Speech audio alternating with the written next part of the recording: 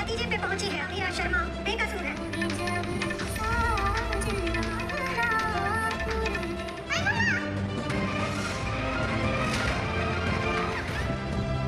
धीरे धीरे रिश्ता क्या कहलाता है कि आने वाले एपिसोड होने वाले हैं ज़बरदस्त। जी हाँ दोस्तों, जज साहबा कहती है तमाम सबूतों को सामने रखते हुए अबीरा शर्मा को रिहा किया जाता है। अबीरा शर्मा बेकसूर है, तो अबीरा को रिहाई मिल जाती है। अबीरा जैसे घर में आती है तो सब फूल बरसाते हैं अबीरा के ऊपर और बहुत खुश हो जाते हैं।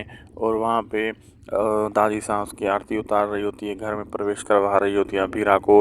पता नहीं इतनी देर में अबीरा को क्या हो जाता है, तो वो मायरा का हाथ छुड़वाकर ऊपर घर की तरफ सीढ़ियाँ चढ़ती है, भागती है। अचानक उसका पैर वहाँ से फिसलता है, वो नीचे गिर जाती है।